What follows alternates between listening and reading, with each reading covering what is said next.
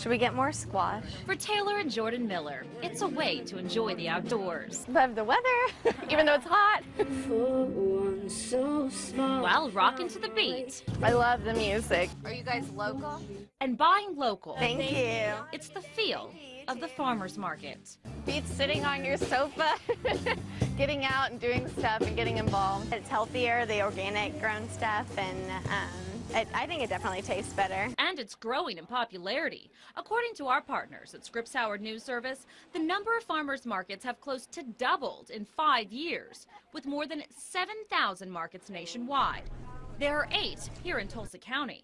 But when it comes to how safe the food is, I haven't thought about it, but something to think about. Many of us don't think about it. Locally, the Tulsa County Health Department inspects farmers markets once a year. So we poured over inspection reports of 4 major markets in Tulsa for the past 2 years. Cherry Street, the Downtown Market, the Brookside Market, and the Pearl Farmers Market.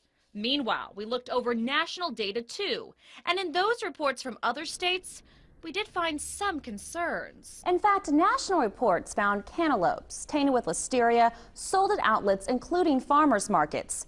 They killed at least 30 people and sickened 46 others in 28 states. It's reasons like that local health inspectors are out in Tulsa County. Make sure the produce is up off the ground.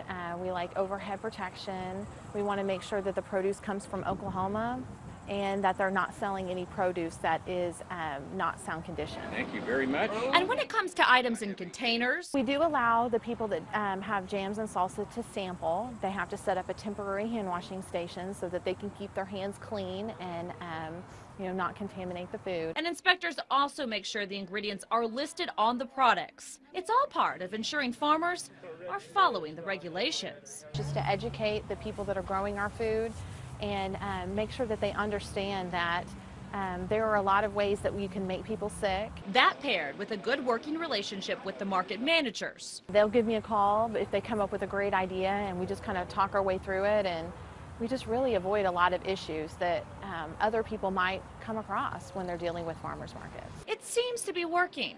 Local inspection reports show no violations at any of the Tulsa area markets over the past couple of years.